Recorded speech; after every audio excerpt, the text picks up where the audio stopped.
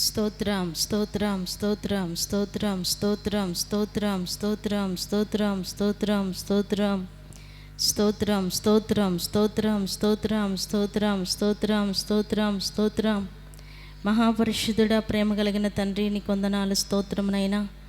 గడిచిన కాలమంతా మీ రెక్కల నీడలో దాచి ఆరోగ్యం ఇచ్చి ఆయుష్కాలమును పొడిగించి ఈ పునరుద్ధాన దినమందు నీ పరిశుద్ధమైన ఘనమైన నామమును స్తుతించటానికి తండ్రి మీ సన్నిధిలోనికి మమ్మల్ని అందరిని కూడా సమకూర్చినందుకు స్తోత్రం చెల్లిస్తున్నాం. కరెంటును, సిస్టమును, వాతావరణాన్ని మీరు స్వాధీనపరచుకున్నందుకు వందనాలు చెల్లిస్తున్నాం.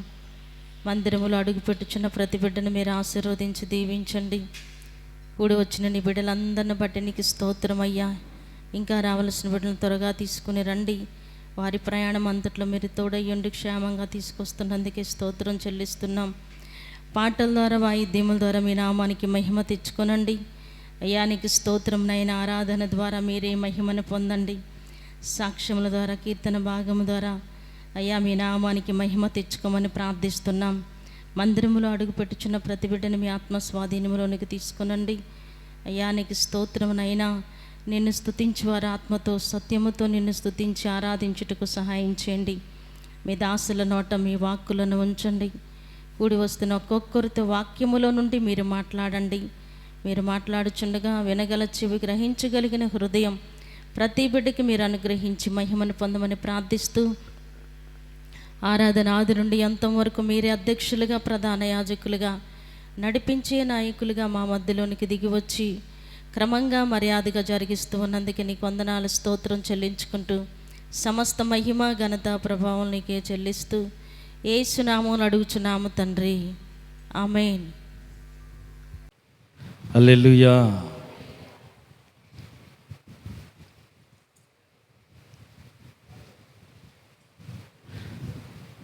మత్తయి సువార్త 6వ అధ్యాయం 14వ వచనం. మత్తయి సువార్త 6:14. కాదు మత్తయి సువార్త 6:14. మనుష్యుల అపరాధములను మీరు క్షమించిన ఎడల మీ పరలోకపు తండ్రి మీ అపరాధములను క్షమించును. మీ మనుష్యుల అపరాధములను క్షమించకపోయిన ఎడల మీ తండ్రి మీ అపరాధములను క్షమించడు. యాకోబు పత్రిక 4వ అధ్యాయం 7వ వచనం. యాకోబు పత్రిక 4వ అధ్యాయం 7వ వచనం. దేవునికి లోబడి ఉండుడి, అపవాదిని ఎదిరించుడి, అప్పుడు వాడు మీ యొద్ద నుంచి పారిపోవను. చాలు. 3 మాటలు చదివాము. మొదటి మాట 5:23. ఏమని? 5వ అధ్యాయం 23లో మరొకసారి గుర్తు చేస్తే, నీవు బలిపీఠం వద్దకు అర్పణం అర్పిస్తూ ఉన్నావు, నీ మీద నీ సహోదరునికి విరోధం ఏదైనా కలదని అక్కడ జ్ఞాపకం వచ్చింది. హల్లెలూయా. ఇక్కడ మనం చేయాల్సింది ఏంటంటే, మనకు విరోధం లేదు, మనకి ఏ కోపం లేదు, కానీ వాళ్ళకి ఏదో కోపం ఉంది. బలిపీఠం దగ్గరికి వెళ్ళేసరికి గుర్తొచ్చింది. అయితే అర్పణం అర్పించవద్దు, ఆ అర్పణ అంగీకరించబడదు. పక్కన పెట్టి మొదట వెళ్ళి నీ మీద విరోధం కలిగిన వ్యక్తితో సమాధానపడు, నువ్వే క్షమాపణ అడుగు, తర్వాత వచ్చి అర్పణం అర్పిస్తే దేవుడు దాన్ని అంగీకరిస్తాడు అనేది మొదటి మాట. రెండవది 6వ అధ్యాయం 14వ వచనం. మత్తయి సువార్తలో 6:14లో మనం చూసాం, మనుష్యుల యొక్క అపరాధములను మీరు క్షమించిన ఎడల మీ పరలోకపు తండ్రియు మీ అపరాధాలను క్షమించును. ఇక్కడ మనం చూస్తున్న మాట ఏంటంటే, అపరాధం నువ్వేం చేయాల, విరోధం నువ్వేం పెట్టుకోవాలా, కానీ వాళ్ళే నీ మీద విరోధం పెట్టుకున్నారు. కోపం నీ మీద వాళ్ళే పెంచుకున్నారు. అయితే నువ్వు చేయాల్సింది ఏంటంటే అర్పణం పక్కన పెట్టు, ప్రార్థన కాస్త ఆపు. మొదట వెళ్ళి నిన్ను నీవే తగ్గించుకొని క్షమాపణ అడుగు, సమాధానపడు. తర్వాత వచ్చి అర్పణం అర్పించు, అప్పుడు అది అంగీకరించబడుతుంది. రెండవ మాట ఏమనంటే నీవు ఇతరుల పాపాలు క్షమించు. హల్లెలూయా. నేనేం తప్పు చేయలేదు కదా, వాళ్ళే తప్పు చేశారు కదా, వాళ్ళే కీడు చేశారు కదా, వాళ్ళే మోసం చేశారు కదా, వాళ్ళే నన్ను బాధ పెట్టారు కదా, పర్వాలేదు, వాళ్ళు చేసింది తప్పే, క్షమించు. హల్లెలూయా. నేను క్షమించను, వాళ్ళ మీద కోపం పెట్టుకునే ఉంటా. వాళ్ళు కీడు చేశారు, వాళ్ళు బూతు మాట అన్నారు, వారు నష్టం చేశారు, వాళ్ళు బాధ పెట్టారు, వాళ్ళు ఏడిపించారు. అయితే ఏడిస్తే ఏడు కానీ క్షమించేసి మనసులో పెట్టుకోకూడదు. హల్లెలూయా, హల్లెలూయా. ఎట్లా క్షమించాల వాళ్ళని? కీడు చేశారు కదా, బాధ పెట్టారు కదా, ఏడిపించారు కదా, అవును కరెక్టే. తండ్రి వీరేమి చేస్తున్నారో వీరు ఎరుగరు అని హింసించే వారిని, ప్రాణం తెస్తున్న వాళ్ళని క్షమించాడు కదా. ఆయన బిడ్డవి, ఆయన స్వభావమే రావాలి, వేరేది రాకూడదు. హల్లెలూయా. దాన్ని మనసులో కూడా పెట్టుకోకూడదు. హల్లెలూయా. వారు చేసినటువంటి అపరాధాన్ని మనస్సులో కూడా పెట్టుకోకూడదు. మరి ఏం చేయాలా? తీసి పక్కన వేసేసి క్షమించేసేయి, వదిలేసేయి. హల్లెలూయా. ఎట్ట క్షమించేది, ఎట్ట వదిలిపెట్టేది లేదు. పరలోకంలో నీ తండ్రి నీ తప్పులు కూడా క్షమించాలి అనుకుంటే నిన్ను క్షమించి పరిశుద్ధపరిచి నిన్ను కనికరించి నిన్ను నీతిమంతునిగా చేర్చి నీతిమంతులు నివసించు పరలోకం వెళ్ళాలంటే క్షమించాలి. హల్లెలూయా. క్షమించాలి. ఎంత ద్రోహం చేశారు, ఎంత కీడు చేశారు, ఎంత బాధ పెట్టారు, ఎంత ఏడిపించారు, పర్వాలేదు, క్షమించు. హల్లెలూయా. యేసేపు కంటే, అన్నలు యేసేపుకు చేసిన కీడు కంటే నీకు జరిగిన కీడు ఎక్కువేం కాదు కదా. సొంత అన్నం ఎత్తుకెళ్ళాడు, కలిగిన దర్శనం చెప్పాడు, అంతేగా ఆయన చేసింది. వచ్చిన కళ ఇది అని చెప్పాడు. కాలు చేతులు కట్టేశారు, గుట్టలో వేశారు, వెలుపలకు తీశారు, అమ్మేశారు. బానిసగా బతకమని 17 ఏళ్ళ వయసులో అమ్మేశారు. 17 ఏళ్ళ వయసుకి వెళ్ళిన ఆ వ్యక్తి 30 ఏళ్ళ వయసు వచ్చిందాక ఈ 13 సంవత్సరాల్లో ఒంటరి పోరాటమే. అమ్మా అని పలకరించుకోను అమ్మ లేదు, అన్నా అని పిలుచుకోవటానికి అన్న లేరు, నానా అని పిలుస్తానికి నాన్న లేరు. చచ్చిపోయారా? లేదు, బతికే ఉన్నారు. కానీ అందుబాటులో ఎవరూ లేరు. ఒంటరి అయిపోయాడు, ఏకాకిగా మిగిలిపోయాడు. పోనీ ఒంటరిగా దేవుని దృష్టికి న్యాయంగా బ్రతుకుతున్నాడు కదా, అక్కడైనా ప్రశాంతంగా ఉండగలిగాడా? లేదు. ఏమైంది? అక్కడ కూడా నిందలు వచ్చాయి. నింద మోపి జైల్లో వేశారు. హల్లెలూయా. జైల్లో బాధపడుతున్నాడు, శ్రమ అనుభవిస్తున్నాడు. ఎంత శ్రమ అంటే తట్టుకోలేక దయచేసి రాజుగారితో నా గురించి చెప్పి ఈ శ్రమ సహించలేకపోతున్నా, పక్క వాళ్ళని పలకరించి బయటికి విడిపించి ఏదైనా రికమెండేషన్ చేసి బయటికి తీసుకొస్తానికి ఎవరు లేరు. అమ్మ నాన్న లేదు, అన్నలందరూ ఎక్కడో ఉన్నారు, ఇక్కడ ఎవరు లేరు నాకు సహాయం. పొరుగు దేశంలో బానిసగా బ్రతుకుతున్నాను, ఇష్టంగానే దేవుడికి కష్టం కాకుండా ఇష్టంగానే ఉన్నాను. అయినప్పటికీ ఏంటి వచ్చినాయి అంట? నిందలు వచ్చినాయి. హల్లెలూయా. నిందలు వేసారు. ఈ జైల్లో వేస్తే ఈ బాధ తట్టుకోలేకపోతున్నా. హల్లెలూయా. మనుషుల సహాయం ఎప్పుడు కోరుకోవాలా, మనుషుల వైపు ఎప్పుడు చెయ్యి చాపల.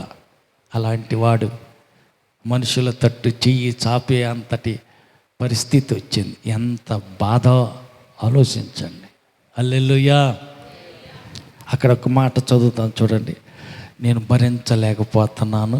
ఈ చెరసాలలో రాజుగారి దగ్గరికి వెళ్ళినప్పుడు నా గురించి కొంచెం మాట్లాడి విడిపించరా, నేను ఈ బాధ తట్టుకోలేకపోతున్నా అని ఆయన అడిగినటువంటి ఆ మాట చదువుతాం చూడండి. ఆదికాండంలో ఎన్నో వచనం? 40 వచనం చూడండి. ఆదికాండం 40:14.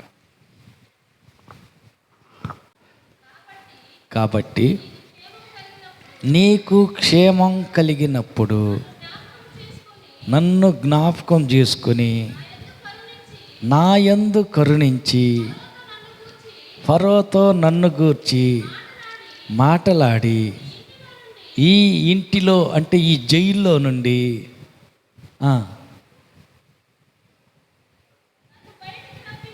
నన్ను బయటకు రప్పించుము. ఏలగనగా నేను హెబ్రీయుల దేశంలో నుండి దొంగిలబడి తిని అది నిశ్చయము. మరియు ఈ చెరసాలలో ఏదంట నన్ను వేయుటకు ఇక్కడ అక్కడే కాదు ఇక్కడ సహా నేనేమి తప్పు చేయలేదు అని అతనితో చెప్పాను.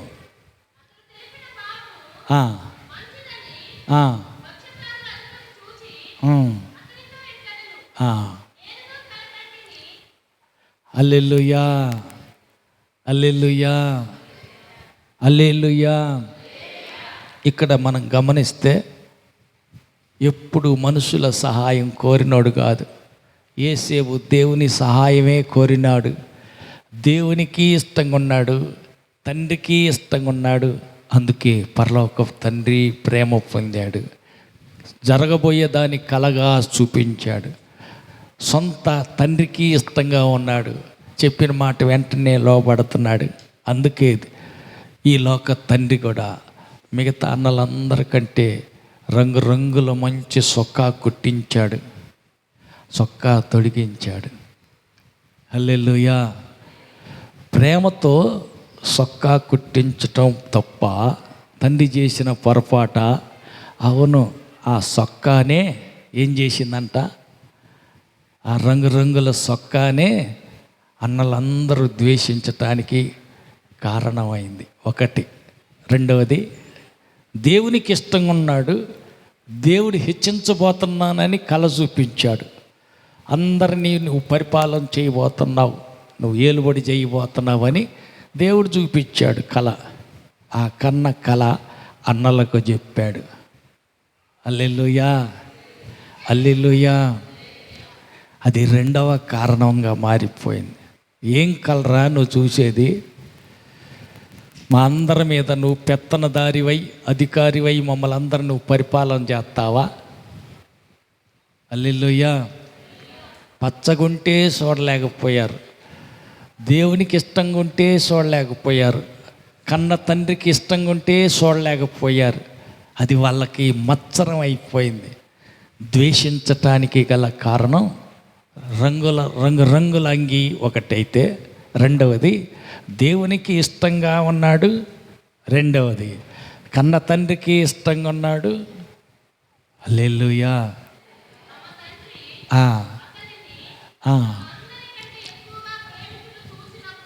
అందరికంటే ఎక్కువగా ప్రేమించటం చూసినప్పుడు వారు అతని మీద పగబట్టి, హల్లెలూయా, మాట్లాడుతానమన్నా మనసు రాటల్లా. ఇంటికాడ అమ్మలు బాగున్నారంటరా, అన్నం తెచ్చావు బాగానే ఉందలే కానీ తింటాం, కానీ నాన్న బాగున్నాడా అని ఏమైనా అడగదామన్న ఇంటికాడ సంగతులు అడగలేకపోయారు. ఎందుకని? మనస్సులోకి ఒకటి అడ్డం వస్తుంది. ఏముంటుంది అది? మనస్సులోకి ఒకటి వాళ్ళకి అడ్డం వస్తుంది. ఏమొచ్చింది చెప్పరు? పోయే కాలం వచ్చిందా? ఏమొచ్చింది? మనస్సులో అడ్డం వచ్చింది.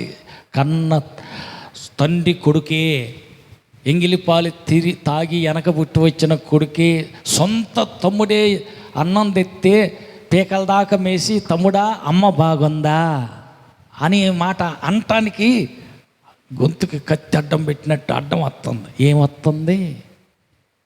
హల్లెలూయా. అన్నా మమ్మల్ని అందరికంటే నాన్న వాడిని ఎక్కువగా ప్రేమిస్తున్నాడు, అది గుర్తొస్తుంది. అందువల్ల అడగలేకపోతున్నా. ఎరా చిన్నడా ఏంటన్నయ్య ఏంటి? ఏమడగాలి ఈ పాడు మొక్కవాడిని? ఎట్టడగాలి వీడిని? అమ్మ బాగుందా, నాన్న బాగుందా అని ఇంటికాడ మా ఆడవాళ్ళు మా పిల్లలు అందరూ బాగున్నారంటారని ఏమన్నా అడుగుదామన్నా అడగలేకపోయారంట. ఎందుకని? పేకల దాకా ఏమొస్తుంది? పగ. ఏం తప్పు చేశాడని పగ? ఏం లేదు. అందరికంటే ఎక్కువ ప్రేమించాడు దేవుడు, ప్రేమించాడు, కన్న తండ్రి ప్రేమించాడు. అంటే దేవుని ప్రేమ పొందుకోవటం వల్ల ఇతరులకు ఏం జరుగుద్దంట? పక్కనాలతో చెప్పండి, ఏమొచ్చుద్ది? పగబడతారు, ద్వేషిస్తారు, ఖర్చు పెట్టుకుంటారు. హల్లెలూయా. సరిగా మనసిప్పి మాట్లాడలేరు, ఏదన్నా అడగాలన్నా అడగలేరు. ఎందుకని? అయ్యో నిన్ను దేవుడు ప్రేమిస్తున్నాడు. హల్లెలూయా, హల్లెలూయా. దేవుని బిడ్డలైన వారు ప్రేమిస్తారు. హల్లెలూయా. అందరికంటే నిన్ను ఎక్కువగా ఎవరైనా ప్రేమిస్తూ గౌరవిస్తూ గణపరుతుంటే చూసి సహించలేరు, మనసిప్పి నీతో మాట్లాడలేరు, మనసులో ఉన్న మాట బయటికి పంచుకోలేరు. ఎందుకని? పగ, కక్ష, కోపం. హల్లెలూయా. పక్క వాళ్ళతో చెప్పండి, దేవుని ప్రేమకు పొందుకుంటున్నావా? మనుషులందరి దయ పొందుకుంటున్నావా? అందరూ ద్వేషిస్తారు, పగపడతారు. హల్లెలూయా, హల్లెలూయా. లోకం నిన్ను ద్వేషించాల, లోకస్తులు నిన్ను ద్వేషించాల, సొంత వారే నీ మీద పగబట్టాల. అదేంది? ఎందుకని? నీవు దేవునికి ఇష్టంగా ఉన్నావు కాబట్టి, దేవుని ప్రేమ పొందుకుంటున్నావు కాబట్టి, దేవునికి అనుకూలంగా ఉన్న వ్యక్తి అనే దానికి నిదర్శనం, గుర్తుదే. అందరూ ద్వేషిస్తారు. అయినా నేను ఏం కీడు చేశాను? పక్క వాళ్ళని అడగండి. యేసేపు ఏమన్నా కీడు చేశారా? మరి ఎందుకు అంత ద్వేషించారు? ఎందుకు అంత పగబట్టారు? హల్లెలూయా, హల్లెలూయా. లోకస్తులందరూ ద్వేషిస్తారు. ఒకటి, హల్లెలూయా. రంగుల అంగి ఇష్టపూర్తిగా కొని కుట్టించాడు కన్న తండ్రి. తండ్రి ప్రేమించాడు కాబట్టి ఆశీర్వదించాడు. దేవుడు ఆశీర్వదించాడు. ఆశీర్వదించితే ఏమైందంట? అందరికీ ద్వేషమే వచ్చింది. హల్లెలూయా. నువ్వు పచ్చగొన్నావంటే, ఒక్కొక్క మెట్టు పైకి ఎక్కుతున్నావంటే, ఒక్కొక్కటిగా ఆశీర్వాదం పొందుతున్నావంటే లోకం ద్వేషిస్తుంది. దేవుని ప్రేమ పొందుకునే కొద్దీ, దేవునికి ఇష్టంగా బ్రతికే కొద్దీ, నువ్వు దేవుడికి దగ్గరయ్యే కొద్దీ అందరూ ఎడమైపోతారు, దూరం అయిపోతారు, వదిలిపెడతారు. ఎందుకు? నువ్వు దేవునికి అనుకూలంగా ఉన్నావు, దేవునికి ఇష్టంగా ఉన్నావు. దెయ్య సంబంధాలు అందరూ వదిలిపెడతారు, చివరికి సొంత వారు కూడా విడిచిపెట్టేస్తారు. వీళ్ళు దెయ్యం సంబంధాలు ఏం కాదుగా, సొంత అన్నలే కదా. మరి వీళ్ళు కూడా విడిచిపెట్టారేంది? ఎందుకంటే అందరికంటే వాళ్ళ నాన్న ఎక్కువ ఇతన్నే ప్రేమిస్తున్నాడు. ఆమెన్. 2, దేవుడు కూడా ఇతన్ని ఎక్కువ ప్రేమిస్తున్నాడు. ప్రేమించి ప్రణాళిక తెలియజేశాడు. ఏంటి ప్రణాళిక? రాబోతున్న కాలంలో ఏమవ్వబోతున్నావు? ఉన్నతమైన స్థితికి హెచ్చించబడబోతున్నావు అని దేవుడు చెప్పాడు. దేవుడు చెప్పింది తప్పకుండా చేస్తాడు. హల్లెలూయా. ఆడిన మాట దేవుడు తప్పడు. ఆయన చెప్పింది చెప్పినట్టే చేసి నిరూపిస్తాడు. అట్టయితే వీడు మా మీద పెత్తనదారి అవుతాడా? పెత్తనదారి కాకుండా నేను చేస్తాం, కలల మట్టి పాలు చేసేస్తాం, దేవుడి మాట నిరర్థకం చేసేస్తాం. పంతం పట్టారు. హల్లెలూయా, హల్లెలూయా. పంతం పట్టేశారు. వేల కొలదిగా ఆశీర్వదిస్తాడు దేవుడు. ఎట్ట ఆశీర్వదిస్తాడు మేము చూస్తాం. అందరి మీద పెత్తనదారిగా అధికారిగా చేస్తాడో దేవుడు. ఆ దేవుడు చేసేది ఎట్టనో ఏ రకంగా చేస్తాడో మేము చూస్తాం. ఎవరు అంటున్నారు ఈ మాట? సొంత అన్నోళ్ళు అంటున్నారు. హల్లెలూయా, హల్లెలూయా, హల్లెలూయా. ఈడి కలలన్నిటినీ మట్టి పాలు చేస్తాం. దేవుడు చెప్పిన మాట అంతా నిరర్ధకం చేసేస్తాం, అది జరగకుండా చేసేస్తాం. ప్రవచనాలన్నీ మట్టిపాలు అయిపోవాలా. మేము చేస్తాం. చూడు ఏం చేస్తాం? తల పెట్టారు, పగబట్టారు, కాలు చేతులు కట్టేశారు, గుంటలో పడేశారు, గుంటలు వేశారు. తర్వాత వారిలో ఒకనికి దయ కలిగింది. అన్నలారా, మనం చేయటం అంత మంచి పని కాదు. వాడిని చంపెత్తే ఏమొస్తుంది? వాడు అంగీ తీసి ద్వేషించటానికి కారణమైన అంగీ తీసి మేకపిల్లను కోసి రక్తంలో ముంచి నాన్నకు తీసుకెళ్ళి చూపిద్దాం. ఇది నీ కొడుకుదేమో చూడు అని చూపిద్దాం. వీడిని బానిసగా బయట బతకరా బాబు అని అమ్మేద్దాం అని సరే అని అమ్మేశారు. బానిసగా అమ్మేశారు. అంగీని మేకపిల్ల రక్తంలో ముంచి తీసుకెళ్ళి నాన్నకి ఇచ్చాడు. నాన్న కొందాళ్ళు ఏడ్చాడు, మర్చిపోయి వదిలిపెట్టేశాడు. హల్లెలూయా. చచ్చిపోయాడులే అనుకుని సీదేసి ఏడ్చేసి అంత అయిపోయి ఆయన మౌనంగా ఉన్నాడు. హల్లెలూయా, హల్లెలూయా, హల్లెలూయా.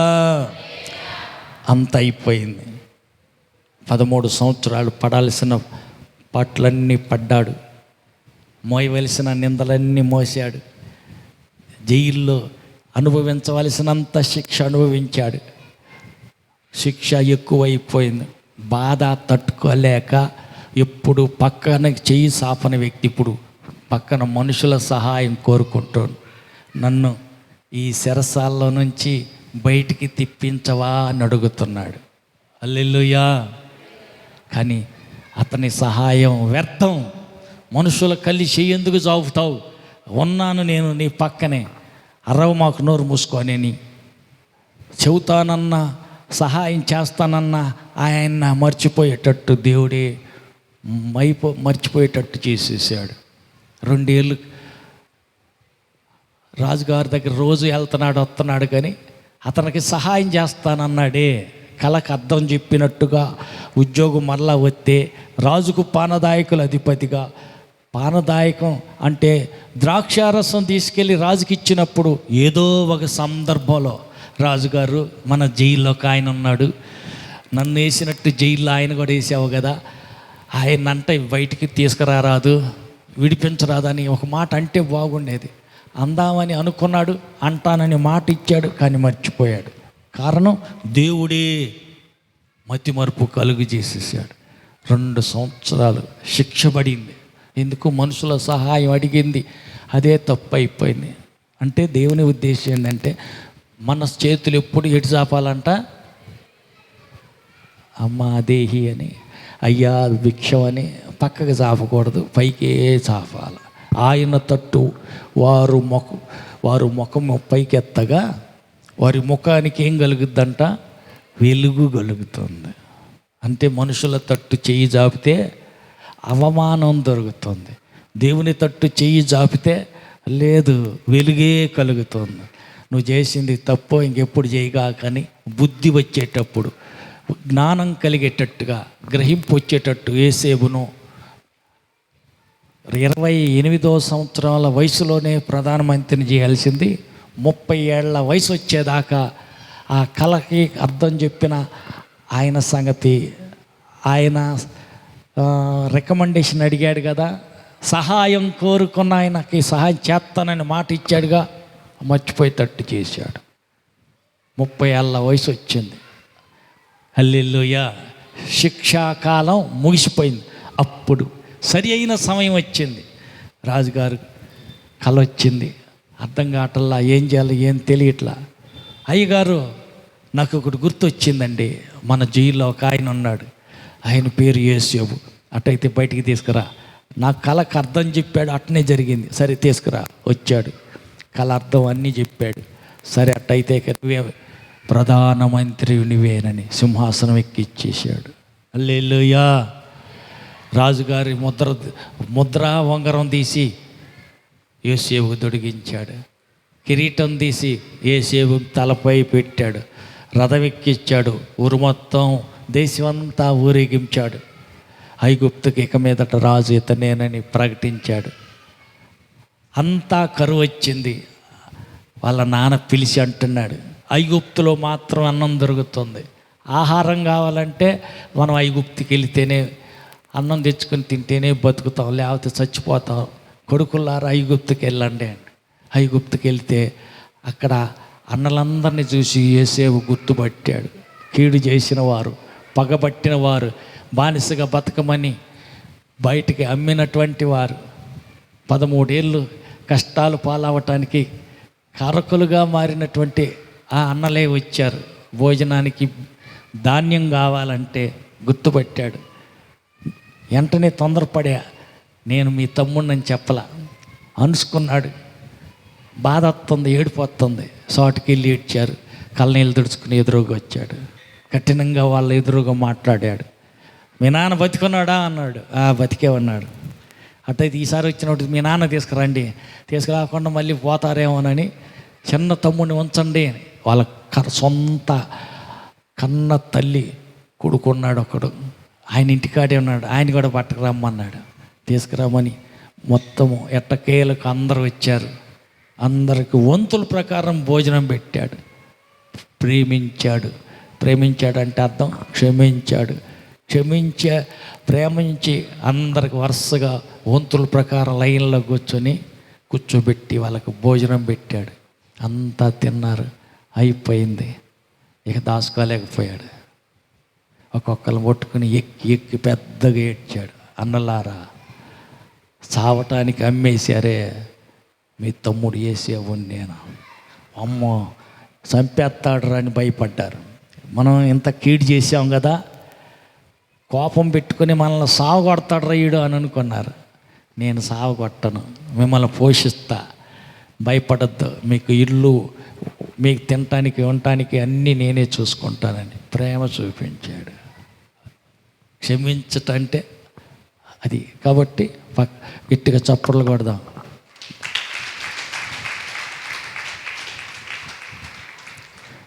ఎన్నేళ్ళు అయిపోయింది కీడు చేసిన అన్నాళ్ళు కంటికి కనపడి? ఎన్నేళ్ళు అయింది?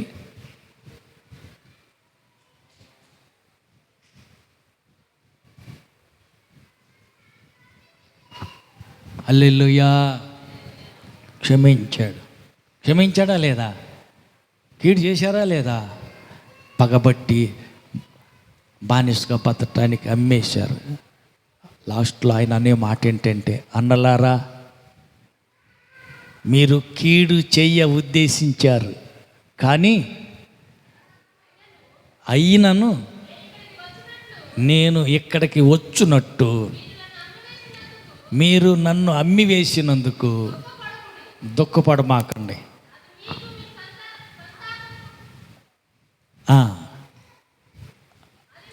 అది మీకు సంతాపం, ఏడుపు రాని కాకండి. ప్రాణ రక్షణ కొరకు దేవుడు మీకు ముందుగా నన్ను ఇక్కడికి పంపించాడు. 2 సంవత్సరాల నుండి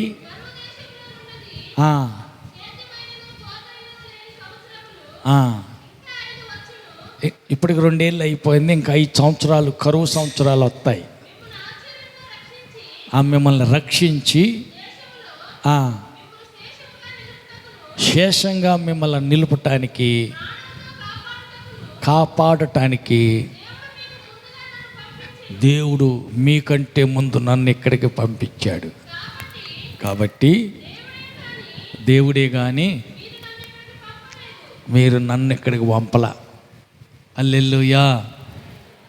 మీరు కీడు చేయ ఉద్దేశించారు, కానీ ఇప్పుడు మీరు చూస్తున్నట్టు అది మేలుకే కారణమైంది అని యోసేపు క్షమించి అందరికీ భోజనం పెట్టి పోషించాడు. హల్లెలూయా. కనుక మనం క్షమించాల. ఎంత కీడు చేసినా యోసేపు క్షమించాడు. మనం కూడా ఏం చేయాలంటే క్షమించాల.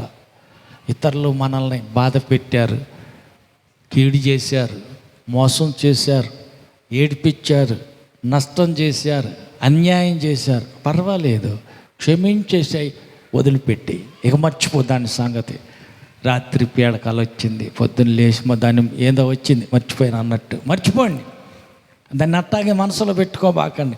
మనస్సులో ఉన్నది అనే దానికి గుర్తు ఏంటంట, కోపం, పగ, కచ్చ ఉన్నంతకాలం తమ్ముడు వస్తున్నాడు, అన్నం తెస్తున్నాడు, తెచ్చింది మాత్రం పీకల దాకా తింటున్నారు. కానీ తమ్ముడా, అమ్మ బాగుందా, నాన్న ఎలాగున్నాడు, ఇంటికాడ సంగతులేంది, మా పిల్లలందరూ బాగున్నారా అని అడగటానికి కూడా నోటి దాకా వస్తుంది, ఆగిపోతుంది. ఎందుకని? మనస్సులో ఉన్నది. అంటే ఎట్టన్నది, నీ హృదయంలో ఏమన్నదో నీ ముఖమే అర్థమైపోద్ది. వేరే ఇంకేం స్కానింగ్లు అక్కర్లా. లోపల ఎనికలు ఏమన్నా ఇరిగిపోతే, చెయ్యో కాలో ఇరిగిందనుకో, ఏడైనా మోటార్ సైకిల్ నుంచి పడో లేకపోతే ఏదన్నా జారి పడో కాలో చెయ్యి ఇరిగితే ఇక్కడ కాలు ఏడ ఇరిగింది అనే దానికి ఎక్స్రే తీయాల. ఎక్స్రే తీస్తే కొన్ని అర్థం అవుతాయి, కొన్ని వాటికి కూడా అర్థం కాదు. అప్పుడు ఏం చేయాలి? MRI scan తీయాల. స్కాన్ తీస్తే స్కానింగ్లో క్లియర్గా అర్థమైపోద్ది. అవన్నీ అక్కర్లేదు. హల్లెలూయా. ఏమైంది? హృదయం నిండిన దానిని బట్టి నీ నోరు మాట్లాడుద్ది. 4 మాటలు పట్టుకుంటే నీ గుండెలో ఏముందో అర్థమైపోద్ది. 1. రెండోది, నీ ముఖ కవలికను బట్టే అర్థమైపోతుంది. నీ ముఖం చూస్తుండగానే తెలిసిపోతుంది ఏముంది. ఆడదాకా వస్తున్నారు, ఏం సంటే బాగున్నావా, మరే కాదులే అని అనుకో. అర్థమైంది. ఏందో అడగాలని ఉంది, కానీ సంటి మొహం చూసేళ్ళకి ఏం అడ్డం వస్తుంది, ఏదో అడ్డం వస్తుంది. ఏం అడుగుతా, వద్దులే, వద్దులే. అట్టని యేసేపు దగ్గరికి చూశారు కానీ అడగలేకపోతున్నారు. కారణం ఏంటంటే కోపం ఉంది అతని మీద. ఎందుకని? నానగొట్టు పెట్టిన రంగురంగుల అంగీ కారణం. 2, దేవుడు దర్శనం చూపించి హెచ్చిస్తాను, ఏలికగా చేస్తానని చెప్పిన దర్శనం, కళ, అవి గుర్తొస్తున్నాయి.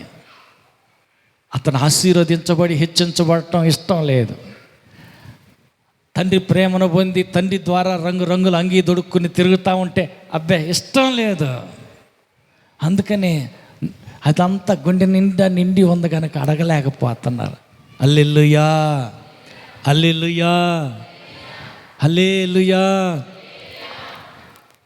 ఒక ఆయన వచ్చాడు, డబ్బుల సంచి తెచ్చి, పాస్టర్ గారండి ఈ డబ్బుల సంచి తీసుకొని నాకు వరం ఒకటి ఇవ్వండి అని అడుగుతున్నాడు. ఏం వరం అయ్యా?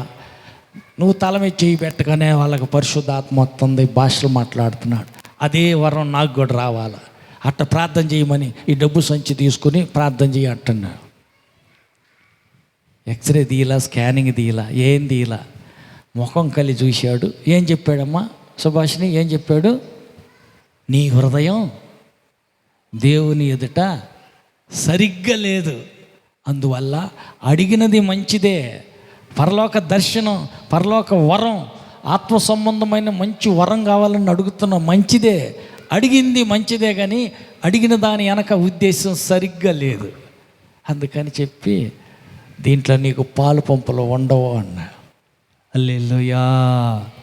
అంటే దేవుని దృష్టిలో మన హృదయం ఎట్టుండాలంట? సరిగ్గా ఉండాలంట. హృదయం సరిగ్గా లేదనుకో. హృదయం సరిగ్గా ఉండటం అంటే హృదయంలో లోపలేమో ఒకటి ఉంటుంది, బయటికి చెప్పేదేమో ఇంకొకటి ఉంటుంది. అదేంది? దానిని కపటం అంటారు. కపటం. బయటికేమో హహహహ, లోపలేమో ఈడేనాడు చెప్తాడు, ఈడు పోతే బాగుండు, హల్లెలూయా, వేషధారి. లోపల ఒకటి పెట్టుకుని బయటకు ఒకటి మాట్లాడుతున్నా, యాక్షన్ చేస్తున్నా, నటన చేస్తున్నా. నాటకస్తుడా, నీకు పరలోకంలో స్వాస్థ్యం లేదు. దేవుని కృపావరంలో నీకు పాలు పంపులు లేవు. హల్లెలూయా. అక్కడి నుంచి వస్తా ఉంటే దారిలోనే చూశాడు. దగ్గరికి రాగానే ఇతడు నిజమైన ఇశ్రాయేలీయుడు అని యేసయ్య నోటితో అంటున్నాడు. ఎవరి గురించి? ఆయన ఎవరి గురించి అంటున్నాడు? నతానీయేలుని గురించి. నతానీయేలు ముఖం చూడంగానే ఆయన అంటున్నాడు, ఇతడు నిజమైన ఇశ్రాయేలీయుడు, ఇతనిలో ఏ కపటం లేదు. ఇశ్రాయేలీయుడు అంటే ఆత్మీయుడు, ఆత్మ సంబంధి. ఆత్మ సంబంధికి కపటం ఉండదు, ఉండకూడదు. ఉంటే క్రైస్తవుడు కాదు. ఆత్మ సంబంధమైన ఇశ్రాయేలీయుడు అస్సలు కాదు. హల్లెలూయా, హల్లెలూయా, హల్లెలూయా. తెరిచిన హృదయంతో, హృదయం సరిగా ఉండాలి, కపటం ఉండకూడదు. ఇంకా పగ కక్ష అస్సలు ఉండకూడదు. హల్లెలూయా. కాబట్టి దేవుని దృష్టిలో మనం సరిగా ఉండాలి. ఎందుకంటే పరిశుద్ధుడైన ఆయన శరీరం తినబోతున్నాం, పరిశుద్ధుడైన రక్తం తాగబోతున్నాం. కాబట్టి పరిశుద్ధత కావాలి. అందుకే ఆలోచించి భక్తుడు ప్రార్థన చేస్తూ అంటాడు, దేవా, నా నోటి మాటలు, నా హృదయ ధ్యానం నీ దృష్టికి అంగీకారముగాక. అంటే మన నోటి మాట, మన హృదయంలో ఆలోచిస్తున్నవే, ధ్యాసం ఆలోచిస్తూ ఉన్నవే, ఆ ధ్యానిస్తున్న ధ్యాస దేవునికి, ఆయన దృష్టికి అనుకూలంగా ఉండాలి. హల్లెలూయా, హల్లెలూయా. దేవుని కళ్ళుగా పెట్టలేం, దేవుణ్ణి మోసం చేయలేం, దేవునికి సాటు చేసి మరుగు చేసి బ్రతకలేం. ఆయన దృష్టి ఎదుటగా ఆయనకు మరుగు చేయగలిగింది ఏముంది? అందుకే 139వ కీర్తనలో ఆ భక్తుడు రాస్తూ పాట పాడుతుంటాడు. చూడండి, 139వ కీర్తన. యెహోవా, నీవు నన్ను పరిశోధించి తెలుసుకున్నావు. నేను కూర్చోవటం నీకు తెలుసు, నేను పైకి లేవటం నీకు తెలుసు. నాకు తలంపు రాకముందే నీవు నా మనస్సుని గ్రహిస్తున్నావు. నా నడక, నా పడక నీవు పరిశీలన చేసి ఉన్నావు. నా చర్యలు, నా క్రియలన్నిటినీ నీవు బాగా తెలుసుకున్నావు. యెహోవా, మాట నా నాలుకకు రాకముందే అది పూర్తిగా తెలుసు. వెనక ముందు నీవు నన్ను ఆవరించి ఉన్నావు, నీ చెయ్యి నా మీద ఉంచి ఉన్నావు. ఇట్లాంటి తెలివి నాకు తెలియదు, నాకు మించిపోయింది. అది నాకు అర్థం కాదు, అగోచరం. అది నాకు అందదో. నీ ఆత్మ యొద్ద నుంచి నేను అసలు ఎక్కడికి వెళ్తాను? నీ సన్నిధిలో నుండి నేను ఎక్కడికి పారిపోగలను? ఆకాశానికి ఎక్కినా కూడా నువ్వు అక్కడ ఉన్నావు. భూమి కింద పాతాళంలో పోయి పడుకున్నా అక్కడ కూడా నువ్వు ఉన్నావు. వేకువ రెక్కలు కట్టుకొని సముద్రం యొక్క దిగంతాల వరకు వెళ్ళిపోయి అక్కడ నువ్వు పోయి నివసించినా అక్కడ కూడా నీ చెయ్యి నన్ను నడిపెత్తది, నీ కుడి చెయ్యి నన్ను పట్టుకుంటుంది. అంధకారం నన్ను మరుగు చేయ జాలదు. నాకు కలిగే వెలుగు రాత్రి వలె ఉండును, చీకటైనను అది నీకు మాత్రం చీకటి కాకపోను. రాత్రి పగలవలే నీకు వెలుగుగా ఉంటుంది. చీకటి వెలుగు నీకు అయితే ఏకరీతిగానే ఉంటుంది. నా అంతరింద్రియములను నీవే కలుగు చేశావు. నా తల్లి గర్భమందు నన్ను నిర్మించిన వాడవు నీవే.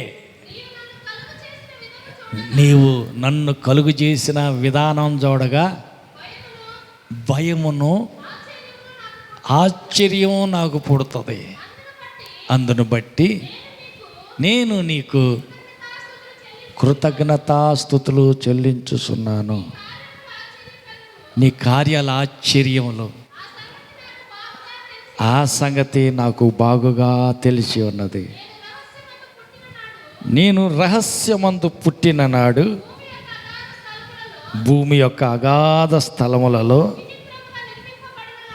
విచిత్రంగా నిర్మించబడిన నాడు నాకు కలిగిన ఎముకలను నీకు మాత్రం మరుగై ఉండలేదు.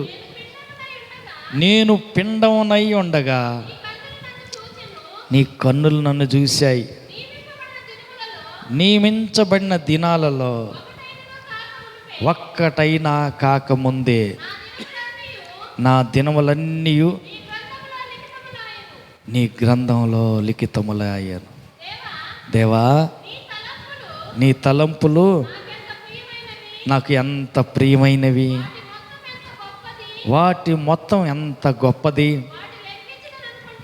వాటిని లెక్కించదును అనుకుంటున్నా, అవి విసుగు కంటే లెక్కకు ఎక్కువై ఉన్నవి.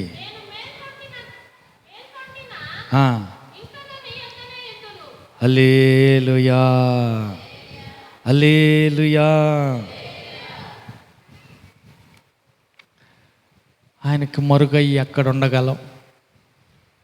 ఆయన మాటై, ఆయనకి సాటై, ఆయనకి కనపడకుండా ఎక్కడ దాగి ఉండగలం? దాగి ఉండలేం, మన వల్ల కాదు. దేవుని కళ్ళు కప్పెట్టలేం. ఏం చేస్తున్నావు, ఏం మాట్లాడుతున్నావు, ఎక్కడికి వెళ్తున్నావు, ఏం చేస్తున్నావు, అన్నీ పట్ట పగలే. రహస్యం ఏమీ లేదు, ఆయనకు అన్నీ తెలుసు. హల్లెలూయా. అంటే ఇందాక మనం చదువుకున్న దాంట్లో ఆయన అంటున్నాడు కదా, నేను పిండమై ఉన్నప్పుడే నీ చేతులు నన్ను నిర్మించాయి. నేను పిండంగా ఉన్నప్పుడే నీ చేతులు నన్ను నిర్మించాయి. అమ్మ కడుపులో నన్ను ఎముకలు అన్నిటినీ నిర్మించింది నీ చెయ్యే. అమ్మ కడుపులో నీ చేతులు నన్ను సృష్టించాయి. హల్లెలూయా. ఈ సంగతి మొన్న మేము కొడైకెనాల్ దాటాక,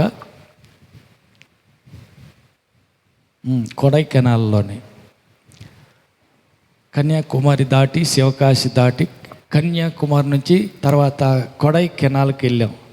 అక్కడ 1920వ సంవత్సరంలో 1920వ సంవత్సరంలో వాళ్ళు ఏం చేశారంటే, ఒక నెల రోజులు పుట్టిన బిడ్డ, నెల రోజుల బిడ్డ ఎట్లా ఉంటాడు, నెలకే ఏదో అబార్షన్ అయ్యే చచ్చిపోయి కింద పడిపోతే ఆ పిండాన్ని తీసి కెమికల్లో పెట్టి అట్లా పెట్టారు. ఒక బిడ్డ 2 నెలలకు చచ్చిపోయాడు.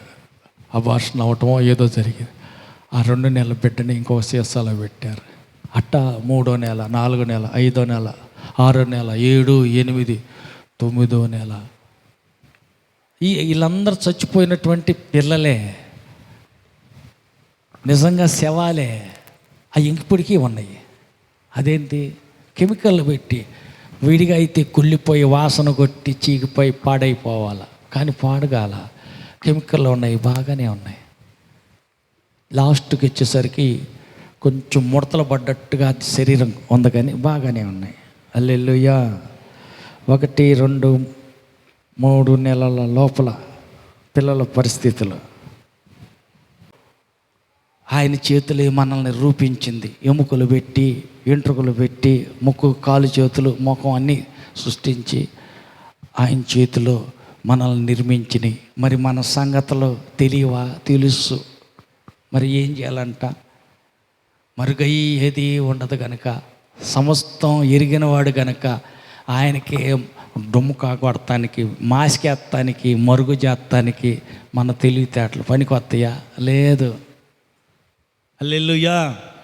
మరి ఎట్ట చేయాలా? ఆయన దృష్టిలో 10 రోజులు బతికినా పవిత్రంగా బ్రతుకు, 5 రోజులు బతికినా ఎట్ట బతకాలంట? యథార్థంగా బ్రతుకు. పక్క వాళ్ళకి చెప్పు, 10 రోజులు బతికి చచ్చినా పవిత్రంగా బ్రతుకు. ఒకవేళ 5 రోజులుగా పోయినా యథార్థంగా బతికి సావు, పరలోకం పోతావు. హల్లెలూయా, హల్లెలూయా, హల్లెలూయా. ఏంటి సంగతి? ఏముంది? పొలం మీద ఇంతకేనా? ఎంతకేనండి. అయ్యో అదేంది? అమ్మేమో, మేము సగం దాచిపెట్టుకున్నాం, ముందుకి ఎట్ట ఉంటుందోనని దూరదృష్టి కలిగి, పెద్ద తెలివితేటలు కలిగి, ముందుకి ఎట్ట ఉంటుందో ముందు ఆలోచన ఉండాలని సగం దాచుకున్నాం, సగం తెచ్చి ఇచ్చామంటే ఏమైనా కొడతాడా? పేతురు పాస్టర్ గారు కొడతాడా? కొట్టడు. అయ్యా అది మీ దగ్గర ఉన్నప్పుడు మీదే కదా. హల్లెలూయా. అస్సలు నేను పొలం అమ్మను, నేను ఎవరికి ఇవ్వను. కొడతాడా? ఎవరినన్ను అడిగాడు ఆయన ఇయ్యమని? లేదు. హల్లెలూయా. కాకపోతే ఏంటంటే కొద్దిగా తెలివితేటలు ముదిరిపోయినాయి, ముదురు టెంకలు అయిపోయి తెలివితేటలు జాస్తి అయిపోయి, అమ్మింది ఇంతకేనా పొలం అంటే ఇంతకే అన్నాను. ఇద్దరు అబద్ధం ఆడారు. అంతే సంగతులు చిత్తగించవలెను. పక్కింటి వాళ్ళకి, ఎదురింటి వాళ్ళకి కనీసం సొంత భార్య ఇంటి దగ్గర ఉంది, భర్త చచ్చిపోతే సమాధి చేస్తున్నారు, సమాధి కార్యక్రమానికి రావాలను కబురు పంపించారమ్మా, కబురు కూడా లేదు. అదేంది? ఎందుకని? అది అంతే, దేవునితో కూడిన వ్యవహారం అట్టనే ఉంటుంది. భార్యకు తెలియదు, తెలియక 3 గంటల టైంలో వచ్చింది. ఏంది పొద్దునైనా పోయాడు ఈ అబ్బి, ఆడ పోతే ఆడేను మట్టి సొద్దాడు, మా ఆయనకి ఏం తెలీదు, పోయాడు ఇంతవరకు రాలేదని ఊపుకుంటూ వచ్చింది, మందిరం కాడికి వచ్చింది. పేతురు పాస్టర్ గారు సరేలేండి వందనాలు, వందనాలు. ఏంది ఈయన రాలేదు, అటు ఇటు చూస్తుంది. ఏందమ్మా మీ పొలం అమ్మింది ఇంతకేనా? ఎతుకుతుంది. మా ఆయన ఏడు కనపడతారు. ఆయన అడిగిన దానికి సమాధానం చెప్పనట్టు పక్క దిక్కులు చూస్తుంది. ఈ చర్చిలో ఏ మూలంగా వచ్చున్నాడో మా ఆయన, చాలా పెద్దది కదా, ఏడున్నాడో అని ఎత్తుక్కుంటుంది. సరే కానీ మీరు పొలం మీద ఇంతకేనా? ఇంతకేనండి. నీ భర్తను పూడ్చిపెట్టిన వారి పాదాలు ఆ వాకిట్లోనే ఉన్నాయి, వాళ్ళు నిన్ను కూడా మోసుకెళ్ళి సమాధి చేసి వస్తారు. అంతే సంగతులు. అక్కడికక్కడే పడి చచ్చిపోయి తీసుకెళ్ళి సమాధి చేసి వచ్చేసారు. అదేంది? అతి తెలివితేటలు. దేవునికి మస్కా కొట్టి, దేవునికి మాస్కేసి, దేవునికి తెలివితేటలు వచ్చినాయి అనమాట. అయ్యో, ఆయన ఏమైనా అడిగాడా? పొలం అమ్మి నాకు తెచ్చిమని ఏమైనా అడిగాడా? అడగల. ఎందుకు వచ్చింది ఈ పాడు బుద్ధి అనవసరంగా? హల్లెలూయా. కాబట్టి మనం ఏం చేయాలి? పవిత్రంగా, యథార్థంగా, దేవుని దృష్టికి నీతిగా బ్రతకాలి. హల్లెలూయా. ఆయనకేది మరుగు చేయలేం. ఆయనకు మాసిక కొట్టి, డుమ్మా కొట్టి, అతి తెలివితేటలు ఉపయోగించి నష్టం తెచ్చుకోవటం తప్ప లాభం ఏమీ ఉండదు. హల్లెలూయా. అందుకని మరి ఏం చేయాలా? కీడు చేశారు ఎవరో, క్షమించు. బాధ పెట్టారు, క్షమించు. దేవుడు మన పాపాలన్నీ క్షమించాడు కదా, మనం కూడా క్షమించాలా. క్షమించకపోతే మన పాపాలు దేవుడు క్షమించడు. క్షమించకపోతే మన పాపాలు అట్టాగి ఉంటే, పాప క్షమాపణ దొరకకుండా, పవిత్రులు నీతిమంతులుగా మార్చబడకుండా మనం పరలోకం వెళ్ళటం అసాధ్యం. మరి ఎట్ట చేయాలా? బలిపీఠం దగ్గరికి వెళ్ళావు, నీ మీద ఎవరికో విరోధం ఉంది, క్షమించు. ముందు సమాధానపడు, తర్వాత బలి అర్పణ అర్పించు. 2, ఎవరి మీదైనా నీకు కోపం ఉందా? నువ్వు కూడా క్షమించు. వాళ్ళు కీడు చేశారు, క్షమించు. వాళ్ళు బాధ పెట్టారు, క్షమించు. మనసులో ఏది ఉంచుకోవద్దు, క్షమించు, వదిలేసేయి. 3వది ఏం చేయాలంట? దేవునికి లోబడి ఉండు, అపవాదిని ఎదిరించు. అప్పుడు వాడు మీ యొద్ద నుంచి పారిపోతాడు. దేవునికి లోబడాల. నేను దేవుడికి మాత్రం లోబడను, దెయ్యాన్ని ఎదిరిస్తా, దెయ్యమా పో అంట. కుదరదు, దెయ్యం పోదు. మరి ఎట్ట చేయాలా? ముందు నువ్వు దేవునికి లోబడాల. మనం దేవుడికి లోబడితే దేవుడు ఏది చేయమన్నాడో అదే చెయ్యాల. దేవుడు ఏది వద్దన్నాడో అది చేయకూడదు. మనం దేవునికి లోబడే వ్యక్తి అయితే, దేవుని మాట మనం వింటే మన మాట దెయ్యం వింటుంది. ఆమేన్. దెయ్యం వెళ్ళిపో అంటే అది పారిపోద్ది. దేవునికి లోబడి ఉందాం, దెయ్యాన్ని ఎదిరిద్దాం. దెయ్యం ఎదిరించినప్పుడు అది పారిపోద్ది, అదేం చేయలేదు. శిరస్సు సిలువలో యేసు చితకబొడిచాడు, మిగిలింది ఏముంది? ఏముంది? వట్టి తోకే ఉంది. ఈ తోక ఊపుళ్ళకి ఎందుకు నువ్వు భయపడక్కర్లేదు. యేసు నీలోనే ఉండేటట్టు చూసుకోవాలి. ఆయన నిన్ను విడిచిపెట్టి వెళ్ళిపోనీయవద్దు. అయితే ఏం చేయాలంట? ఒకటి, అపవాదికి సోటి ఇయ్యకుడి. అపవాదికి సోటి ఇచ్చేది ఏంది? కోపపొడుడి కానీ పాపం చెయ్యవద్దు. అంటే పాపం చేయటం అంటే సూర్యుడు అస్తమించులోగా మీ విరోధితోటి సమాధాన పడాలి. దారిలో మార్గులో ఉండగానే పొద్దుగూకేలోగా ఎవరి మీద కోపం నీకుందో, ఎవరికి నీ మీద విరోధం ఉందో, ఎవరు పగస్తులుగా కోపంతో ఏదేదో జరిగిపోయింది, ఎవరికో నీకు విభేదాలు కలిగాయి, త్వరగా సమాధానపడు. సాధ్యమైనంత త్వరగా క్షమాపణ కొరకు తొందరగా సమాధానపడు. ఎప్పుడు దాకా అంటే నీకు గడువు ఉన్నది, పొదుగుకే లోపలే. సూర్యుడు అస్తమించేలోగా సమాధానపడు, క్షమాపణ కోరుకో. కొరపోతే ఏమైద్ది? సైతానికి సోటు దొరుకుతుంది. సైతానికి సోటు ఇచ్చినట్టయిద్ది. వాడికి సోటు ఇవ్వకూడదు, వాడికి సోటు ఇవ్వకుండా ఉండాలి. వాడిని ఎదిరించాలి అంటే ముందు సమాధాన పడాలి. హల్లెలూయా. సాధ్యమైనంత తొందరలో సమాధాన పడాల. మనుషులతోనూ దేవునితోనూ సమాధాన పడాల. దేవునికి లోబడి ఉండడి, అపవాదిని ఎదిరించడి. అప్పుడు వాడు మీ యొద్ద నుంచి పారిపోతాడు. హల్లెలూయా. కాబట్టి అపవాదిని నిన్ను చూసి భయపడి పారిపోవాలి. హల్లెలూయా.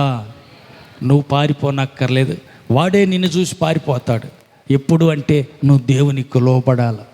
దేవుడు ఏం చెప్పింది జాగ్రత్తగా విను. ఆయన ఏం చెప్పాడో అర్థం చేసుకో. ఆయన చెప్పింది చెప్పినట్టు చెయ్యి. వద్దు అన్నాడు, వదిలేసేయి, చెయ్యిగా చెయ్యి అని చెప్పాడు, చెయ్యి. అది కష్టంగా ఉంది, పర్వాలా చెయ్యి. అయ్యో నీకేం తెలుసు కానీ నేను అంత దూరం పోలేను, నా మాట విను దేవుడా, నేను నీ దగ్గరలో ఇక్కడికి వెళ్తా. దేవుడు చెప్పిన మాటకి ఎదురు చెప్పకూడదు. దేవుడిచ్చిన ఆలోచనకి తిరిగి బదులుగా మనం ఆయనకి ఎదురు చెప్పకూడదు. కానీ ఏం చేశాడు? నేను చెప్పినట్టు ఇన్ను దేవుడా, నువ్వు చెప్పినట్టు అంత దూరం నేను పోలేనయ్యా. నేను ఏడ నడిచేది పోలేను. మరి ఏడపోతా, ఈ ఊరు పోతా, ఈ చిన్న ఊరా, సరిపో, దాన్ని నాశనం చేయండి, వెళ్ళు అన్నాడు. వెళ్ళాడు. కానీ ఏమైంది? దేవుని మాట, దేవుడు చెప్పిన మాట ప్రకారంగా పోలా, తన సొంత ఐడియా ప్రకారం లోతు వెళ్ళాడు. ఏమైపోయింది? చెడిపోయిన జాతులు 2 భూమి మీద కొత్త జాతులు తెచ్చాడు. అబ్రహాం అంటి పెట్టుకున్నంత కాలం ఎంత ఆశీర్వాదంగా ఉన్నాడో, ఎంత వర్ధిల్లాడు అంటే, అబ్రహాం ఆశీర్వాదం, లోతుకు వచ్చిన ఆశీర్వాదం, వీళ్ళు కలిసి నివసించలేనంత గొప్ప ఆశీర్వాదం వచ్చింది. ఎప్పుడైతే అబ్రహామును విడిచిపెట్టాడో, ఎప్పుడైతే దేవుని ఆజ్ఞను మీరి ఆయన మాటకు లోబడలేదో, ఏమైపోయింది? నష్టాలు, క్రమక్రమంగా నష్టాలు పాలైపోయాడు. తర్వాత మనం చూసినట్లయితే దేవుని లోబడాలి కానీ దేవునికి ఎదురు చెప్పకూడదు. దేవుడు ఏది చెప్పాడు అది జాగ్రత్తగా వినాలి, దాన్ని మనం అర్థం చేసుకోవాలి. ఆయన చెప్పిన దారిలో మనం వెళితే ఏం జరుగుద్ది? పట్టజాలనన్ని చేపలు పడ్డాయి. సొంత తెలివితేటలతో రాత్రి అంతా వల వేసాడు కానీ ఒక్క చేప పడలా. దేవుని మాట తీసుకుని పొద్దున్నే ప్రభు చెప్పిన మాట విసిరాడు, కుడివైపున వల విసిరాడు, విస్తారమైన చేపలు వచ్చాయి. కాబట్టి ఆయన మాట మనం లోబడి చేసినట్టయితే విస్తారమైన ఆశీర్వాదం వచ్చింది. ఆయన మాట కాకుండా మన సొంత తలంపుల ప్రకారం పోతే ఏమైందంట? నష్టం జరుగుతుంది. ఆ తర్వాత దేవుడు చెప్పాడు నినివేకి వెళ్ళు అని. నాకు అది ఇష్టం లేదు. మరి ఏడకి వెళ్తావు? నీకు చెప్పేది ఏంది? నేను తర్షీషుకు పోతా, సరిపో ఎంత ఆరం పోతావో చూస్తా. సగానికన్నా పోయాడా? మొదలైంది. ఏమైందంట? ఎత్తి నీళ్ళల్లో కుదేయాల్సి వచ్చింది. ఈ తుఫాను ఈ భయంకరమైనటువంటి వాతావరణం మార్పు రావాలంటే, నువ్వు క్షేమంగా ఉండాలంటే, వాడలో ఉన్న వాళ్ళంతా బాగుండాలంటే, నేను వాడలో ఉన్నంత కాలం మీకు శ్రమే, నన్ను ఎత్తి సముద్రంలో వేయండి అన్నాడు. ఎత్తి సముద్రంలో వేయించారు. అప్పుడు గాలి తుఫాను నెమ్మలించింది. సముద్రం ప్రశాంతంగా ఉంది. తిమింగలం వచ్చేసింది. పెద్ద చేప వచ్చి మింగేసింది. తీసుకెళ్ళి ఒడ్డును పడేశారు. చేప కడుపులోకి వెళ్ళా.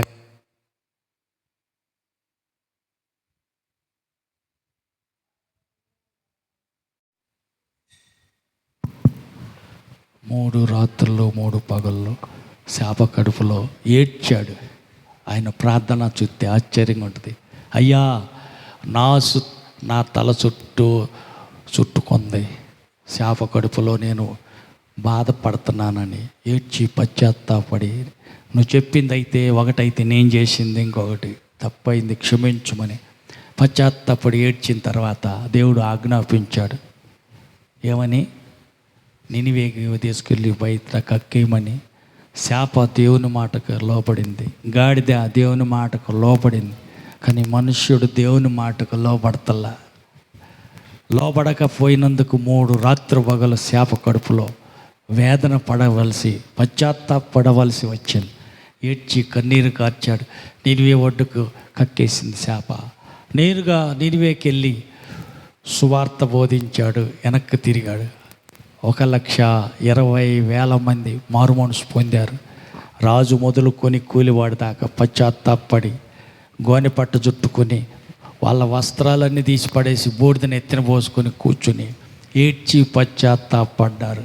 దేవుడు క్షమించాడు. రావలసిన కీడు కొట్టివేశాడు. వారు బ్రతికారు. హల్లెలూయా. కాబట్టి మన సొంత ఆలోచనతోటి, మనం సొంత ఐడియాలతోటి ఏదైనా చేస్తే నష్టపోతాం. అదే దేవుడు చెప్పిన మాట అనుకో, దేవుని మాట ప్రకారం మనం ఏది చేసినా అందులో సఫలం అవుతాం, విజయవంతులవుతాం. ఆశీర్వాదమే మన తల మీదకి వస్తుంది. ఆమేన్. కాబట్టి మొదటి మాట ఏం చేయాలంట? మన మీద విరోధం కలిగిన వారిని మనం క్షమించాల, సమాధాన పడాల. రెండవది, మనకెవరి మీద ఉన్న కోపం ఉంటే, వాళ్ళు కీడు చేశారో, నష్టం చేశారో, బాధ పెట్టారు, మనం కూడా హృదయపూర్వకంగా క్షమించాలి. ఎందుకంటే దేవుడు మన పాపాలన్నీ క్షమించాడు కనుక మనం కూడా వాళ్ళని క్షమించాలి. మూడవది, దేవునికి లోబడి ఉండాల. దేవునికి లోబడి ఉండటం అంటే ఆయన చెప్పింది ఏదో ఆయన చెప్పినట్టు కష్టమే అయినప్పటికీ చెయ్యాల. కష్టమైనప్పటికీ దేవుడు చెప్పాడు కనుక మనం చేస్తే, ఆయన మాటకు లోబడితే నీ ఎదురుగా ఉన్న దెయ్యం పారిపోద్ది, నిలబడటానికి ఛాన్స్ ఉండదు. ఆమేన్. కాబట్టి ఆ రీతిగా మనం ఇతరులను క్షమించుదాం, ఇతరులను క్షమాపణ అడిగి సమాధాన పడదాం, దేవునికి లోబడి బ్రతుకుదాం, సాతాన్ని పారదోలదాం, జయ జీవితం గడిపే కృప దేవుడు మనకి అనుగ్రహించుదురుగాక. ఆమేన్. లేచి నిలబడదాం, ప్రార్థన చేద్దాం. దేవుని సన్నిధిలో మొరపెట్టి ప్రార్థన చేద్దాం. దేవా, నేను అందరితో సమాధానంగా జీవించాలి, నేను ఇతరులను క్షమించాలి. వారు నన్ను బాధ పెట్టినా, నష్టపరిచినా, వారు ఎంత బాధ పెట్టినప్పటికీ మనస్ఫూర్తిగా నేను క్షమించే మనస్సు నాకు ఇయ్యయ్యా. యేసేవోలే నేను కూడా క్షమించే మనస్సు కలిగి క్షమించాలా, కీడు చేసిన వాళ్ళకి మేలే చేయాలా, నేను అలాంటి హృదయం కలిగించయ్యా. దేవునికి లోబడి ఉండి అపవాదిని ఎదిరించి దాన్ని పారదోలే వ్యక్తిగా నన్ను చెయ్యయ్యా అని అడుగుదాం, ప్రార్థన చేద్దాం. దయాళుడైన దేవానికి వందనాలు. ఇంతవరకు మీరు బయలుపరచని వాక్కుకై స్తోత్రాలు. స్వామి, బలిపీఠం మీదకు వచ్చినప్పుడు మా మీద విరోధం ఎవరికైనా కలదని మాకు గుర్తు వచ్చినట్లయితే అర్పణం పక్కన పెట్టి మొదట వెళ్ళి సమాధాన పడవలనని సెలవిచ్చిన దేవానికి స్తోత్రాలు. అవును, మాకు కీడు చేసిన వారిని మేము క్షమించితేనే పరలోకంలో ఉన్న నీవు మా దోషాలన్నిటినీ క్షమిస్తావని, మేము నీకు లోబడినట్లయితే, మీకు లోబడిన వారమై సాతాను ఎదిరిస్తే వాడు పారిపోతాడని మాకు తెలియపరిచిన విధానంగా స్తోత్రాలు. నీ బిడ్డలమైన మేమంతా సమాధాన పడివారిగాను, ఇతరులను క్షమించేవారిగాను, దేవునికి లోబడి సాతాను ఎదిరించి పారదోలగలిగిన బలవంతుని చేతిలో బాణాలుగా మమ్మల్ని అందరినీ సిద్ధపరిచి బలారాధనలో దేవా పరిపూర్ణమైన శుద్ధీకరణ కలిగి సిద్ధపాటుతో బలలో చేయవేయటానికి శుద్ధీకరించి ఆశ్రయించి మయం పొందమని ఈ రాత్రి రేపు పగలు జరుగుతున్న కోడికలన్నింటిలో మీరే తోడై నడిపించి ఘనత మహిమ ప్రభావం అంతా మీరే పొందమని మహిమతో మధ్య ఆకాశానికి రానయ్యన్న మా ప్రభు రక్షకుడైన యేసు నామములో ప్రార్థించి వేడుకుంటున్నాము తండ్రి. ఆమేన్. మన ప్రభువైన యేసు క్రీస్తు కృపయు, తండ్రి అయిన దేవుని ప్రేమయు, పరిశుద్ధాత్మ యొక్క అన్యోన్య సహవాసం కూడి వచ్చిన మనకును సర్వలోక పరిశుద్ధులందరికీ సదాకాలం తోడైండి నడిపించునుగాక. ఆమేన్.